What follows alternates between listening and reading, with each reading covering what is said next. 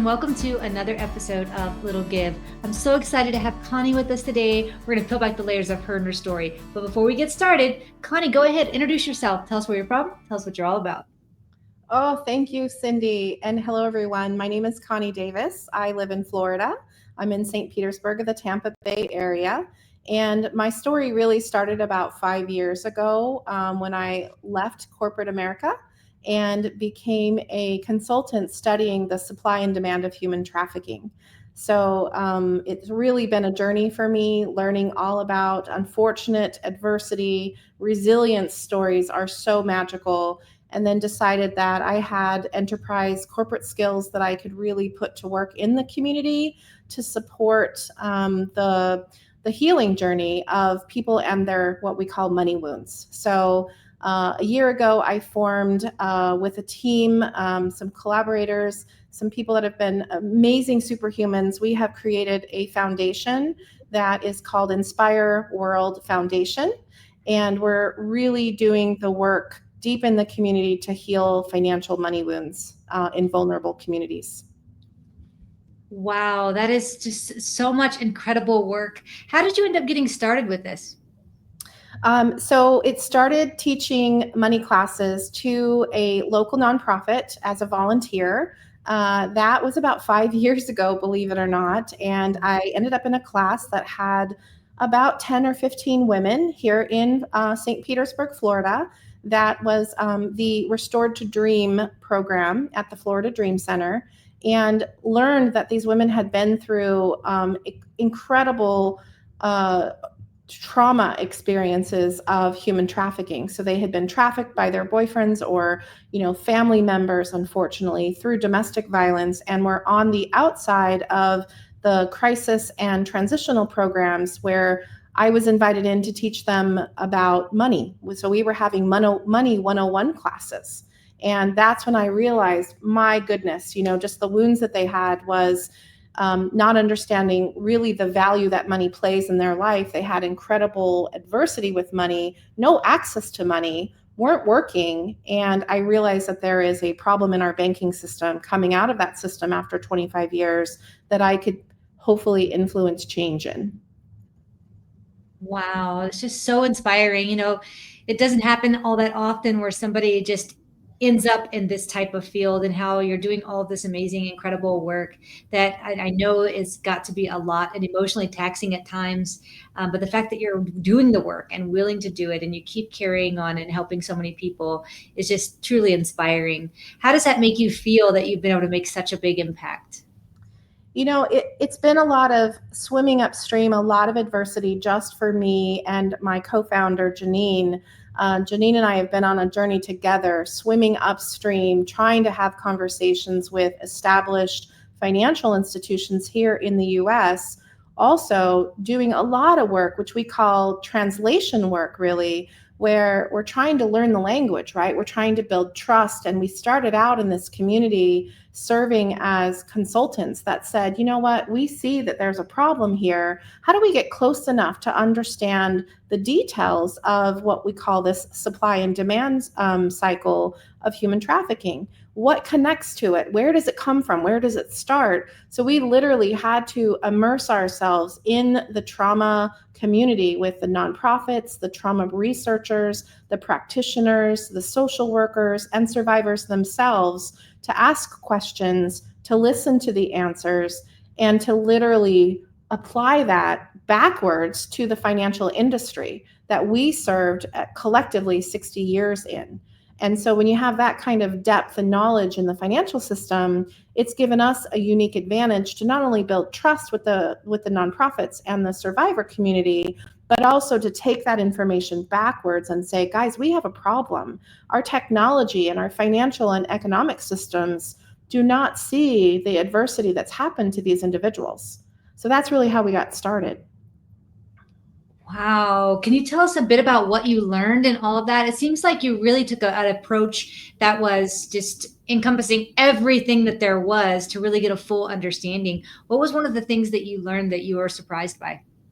I think for us, it's really been the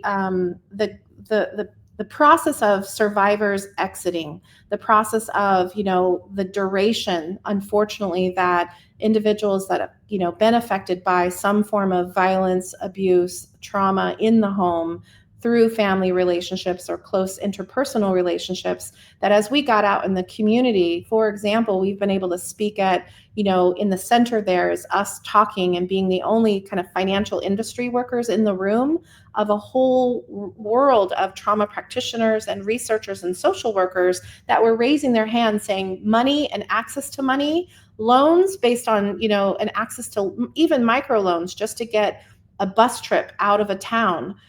They need an average $750 just to get out and try to start,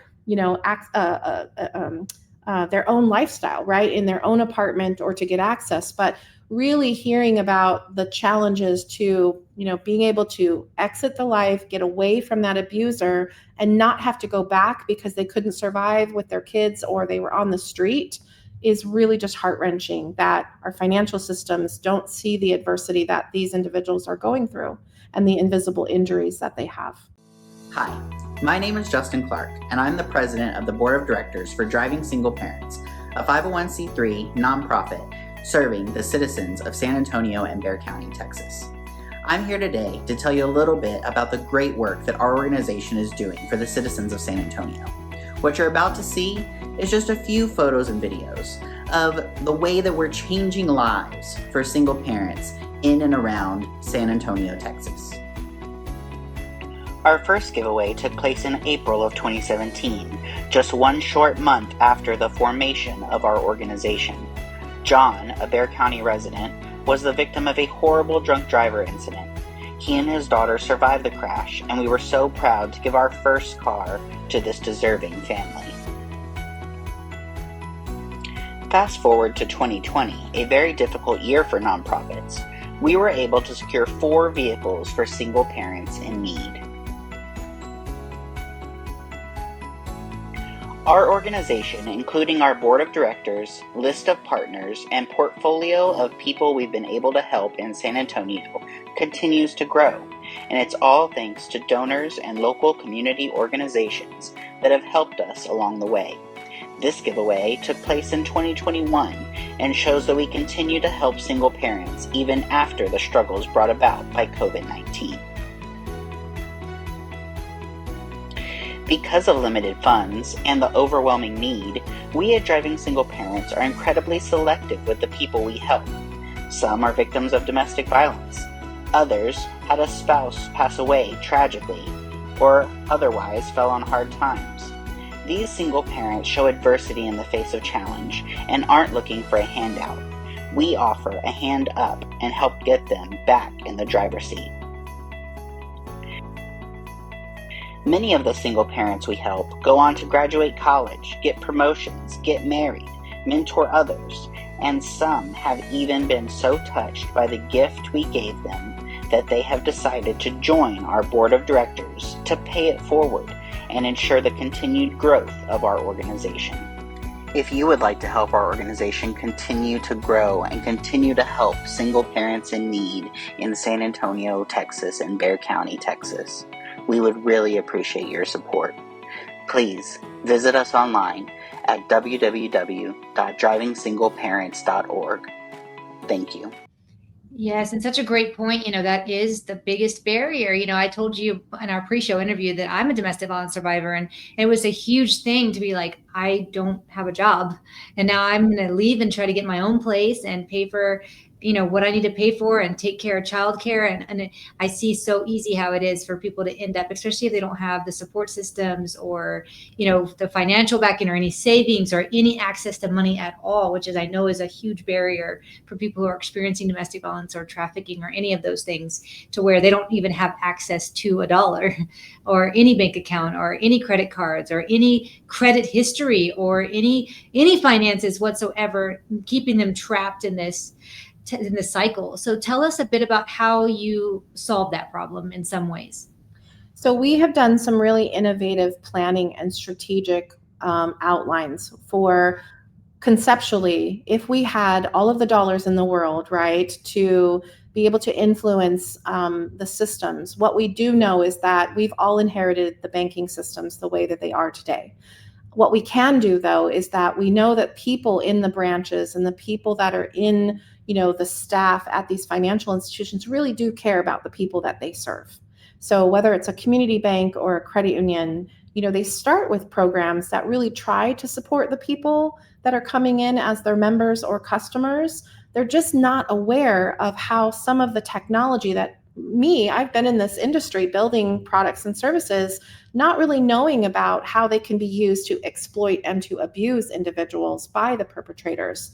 So what we're trying to do is bring awareness, what, human trafficking as a whole, domestic violence as a whole in our society, there's a lot of education that goes on. So after we became trauma informed ourselves and aware of the dynamics of the abuse itself, we started really peeling back the layers and taking a surgical approach to what if we could influence the digital banking solutions? What if we could influence the lending systems? What if we could influence these different systems to see this challenge differently from the eyes of the survivor?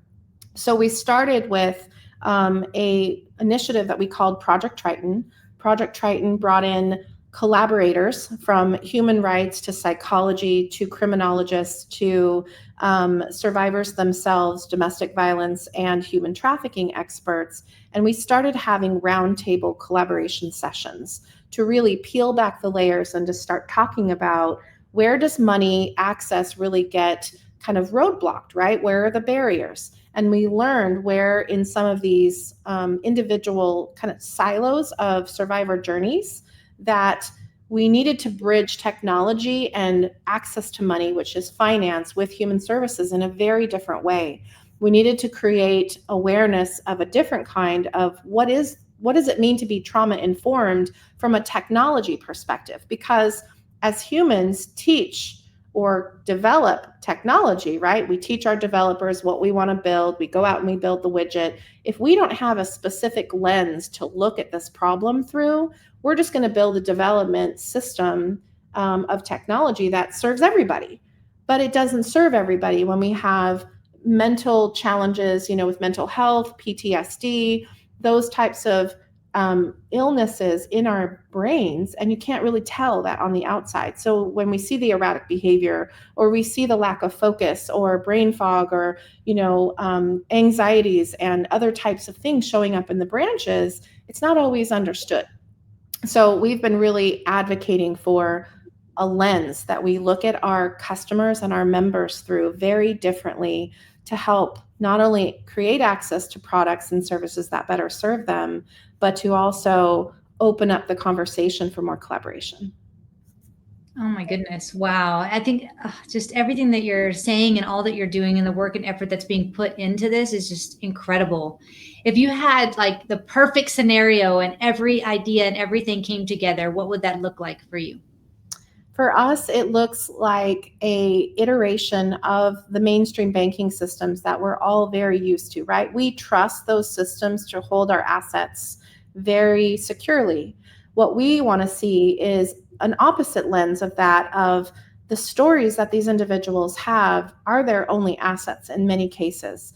And what we want to see is a way to invest in them, front load that investment, look at them as, you could possibly be with a second chance, and maybe looking beyond the credit and the way that you look like on paper, by asking them what's happened to them and not asking for all the gory details, but just knowing that what they are talking about has probably got some truth to it, and pairing up with the nonprofits that support them, using that as an advocacy and a path to a different kind of a product that meets them where they are, literally in their emotional capacity, sometimes it's reading comprehension because they've missed school, or they've missed, some of those cues of social skills that we would expect someone to be able to understand a 30-page document for a loan or a credit card, disclosure. They may need extra help. And those are the types of experiences that we want to give to individuals coming into the branch from these walks of life. That's beautiful.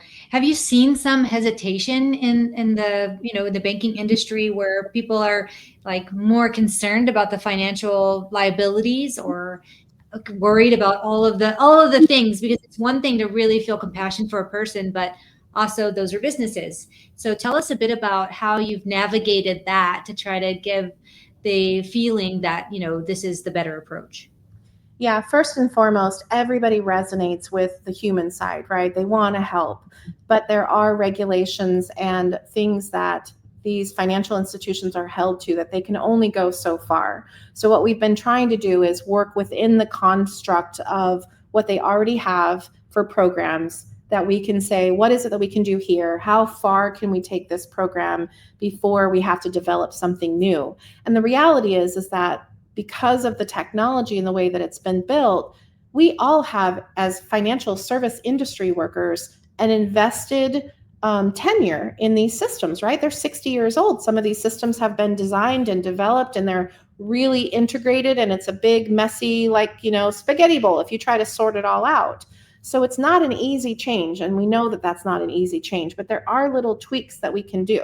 So it's about starting to turn the ship, right? Little bits at a time, to make the changes, to bring in different perspectives, to collaborate with some of the experts, and to create a safety banking structure that this side of the community in the nonprofit sector has been asking for years, for decades, actually. The other side of it is to find creative ways to look at the individuals that have bruised credit, that have no assets to lend against, that may not be making the type of income that it requires for their type of relocation or lending needs, but to look at that with a different set of risk mitigation strategies, right? What's the risk if I allow that person to stay in an unsafe situation for an indefinite period of time by not giving them the financial resources that they need? What's the risk to my business if, they are able, and maybe there's no risk, maybe it's a gain. So we're just saying, kind of look at the assets and the liabilities differently in this type of lens. Hi, my name is Andrew Fraley, and I believe that sometimes we all need a little bit of help. If you're in the San Antonio community and you need some legal help, call me at 210-725-4658. Yeah, I love that seeing it through a new lens is really important. You mentioned some of the programs, going through the programs and seeing how y'all can utilize those that are already built without building new systems, and then maybe sometimes revamping systems that need to be. Give us some examples of like programs you've discovered that have been very useful for what you're trying to accomplish. The one that we really love is we really found this through our Fueling Resiliency program. And our Fueling Resiliency is where we go out into the market. We have individuals that are pretty well down their survival journey. They're, in a transition. They may be living on their own, and they're ready to tell their story because it's very healing. And so the Fueling Resiliency events give us the ability to amplify the voice of a survivor. So we started with a young foster care woman. She's very articulate. She was actually in my first money class 5 years ago, and I have been mentoring her since that started. And she shares her story, but she gives us insights into where did she have the most struggle in 4 strategic areas. And that was, how did the community embrace her? What kind of education gaps did she have? How did housing work for her? Because she was homeless at one point. And then how did she come into continuous barriers with access to money? So those 4 areas are where we've been able to really extract some specifics and granular areas where we can help the nonprofits clear up some of these areas. So we go in with a Fueling Resilience program that we come in with a lens that's really specialized in the financial services industry, listen to the nonprofits, help integrate post-traumatic growth programs, and then translate that back to the banking and financial institutions. And that's been really interesting to start thinking about, how do we give our community market advisors, which is the Fueling Resilience individual, the opportunity to get compensated through a unique scholarship fund that covers purchases that her everyday benefits don't cover. And it gives her a healing voice, right? She's healing and telling her own story. She's exchanging value with us into the financial services community. And that's our unique flavor of economic literacy. Wow, that's amazing. And so is this a program where she would have to pay funds back, or is it grant? No, this is her serving a role and learning negotiating and communication skills, and she's building skills that serve her community. That's her economic, value of exchange, and she's getting compensated through a unique scholarship that helps fill in the gaps of what she's experiencing in her daily life. Wow. So the scholarship part is just so amazing. And then also being able to not just get the scholarship and take it, but to be able to give back and help and learn and all the things. I mean, it's just such a great approach to where it's all encompassing. And I think that when we talked before on the pre-show and we went through all that you're doing, and I just was so flabbergasted, I guess, for lack of better words, by how everything has been so thought of. And how it's not just, oh, we're going to do this one thing. It's all of these things coming together and a lot of, resources binding to really help these individuals. We absolutely are. We have an economic refueling zone. So we have thought of ways that, help these individuals. Some of them are single moms and they need to change the way that they think about emotions for their children so that they don't continue the cycle. So we have emotional learning courses that for $100, we can actually give a child that's in this community a lifetime of emotional learning courses that they do with their mom or their parents. That if we can harmonize the family and stop the cycle, then those types of programs really become very transformational in these vulnerable communities. We have coloring books that can start that economic literacy journey early. And then we have our Fueling Resiliency series so far as we head into more types of what we call repurposed, reimagined financial technology like ATMs and core banking and banking systems, digital banking programs. That's going to take a little bit of time, but we do have some amazing partnerships with credit unions that are stepping forward to the table. We're starting to have conversations with mainstream technology providers about how we can partner with them to really inform, educate, and consult on how do we build true trauma-informed technology. So beautiful. So why don't you tell us how we can help you? I mean, you're doing all these things, and we have an audience here who absolutely loves giving back and helping others, and it's the little gives and the big gives, whatever we can do. Why don't you tell the audience how we can help? That is such a meaningful question for us. This is not an easy topic to talk about, right? In some cases, when you talk to a donor, it's a hard thing to think about. So we've had some challenges raising funds for this product and program and initiatives. And it's mainly because of it's real life human beings that are being impacted. We hate to just talk about human trafficking because we know that foster youth is a part of the equation and the supply chain, which I hate to think of it that way. So donating to the coloring books and the economic fueling zone that we have on our site is a way you can help make direct impact because those funds go into grant programs that we can make available to the nonprofits that we're working with. We're starting in Florida, but this is absolutely meant and designed to be scaled to a nationwide program.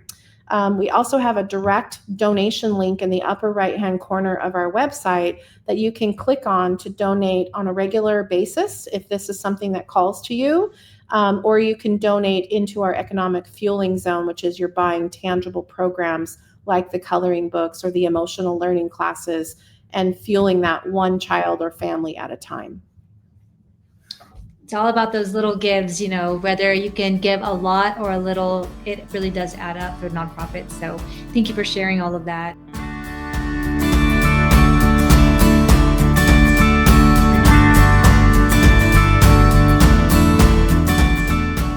Speaking of little gives, can you give the audience an example of a little thing that they can do in their community that might just be a little give on their end, but might make a big impact on the other side? Oh, I love that question because the thing that we forget is, and I use the term invisible injuries early on in the conversation, Cindy. And what I mean by that is it's easy to judge everybody when you're having a bad day or when you're kind of driving your car and you look at someone and you form that initial in the blink of an eye, kind of some level of what might be going on with them. But we never know what's happening on the inside of that person and how they may be carrying an injury. They may be carrying PTSD or a traumatic event that happened to them that they're cycling over and over in their mind. So the little give is to give way, is to give space for them to, they may not react and respond to you in the way that you would prefer, but that's not about you. It's probably about what's going on inside of them. So if we can give way more to one another, then maybe we can harmonize our world a little bit further and create more of a positive ripple effect. Harmonize our world a little more. I love that. Can you give the audience an example of a time in your life where somebody did something little for you that might have just been a little give on their end, but really made an impact on you and in your life? Moments of kindness mean a lot. And I've certainly, there's days when this work gets really heavy. So I have some amazing superhumans around me that are on our advisory council, researchers even, that have said, you know what, I know you're trying to dig for this evidence for this particular conversation. Let me find some research for you, or let me introduce you to a specific person that I think can really help. And some of those individuals, just by a 5-minute introduction, or, hey, I think there's someone you should talk to that has some technology, has really turned into some of the programs that I just talked about. So taking 5 minutes to read a LinkedIn post when we're sharing some of these stories really just sparks that human collaboration energy that we all feel when we lean into each other's stories. So I want to just thank for the individuals that have really done that for us.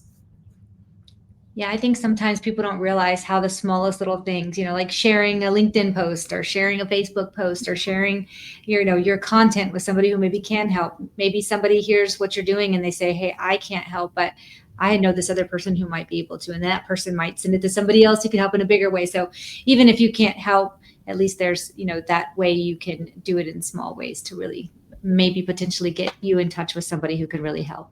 So thank you for sharing all of those examples.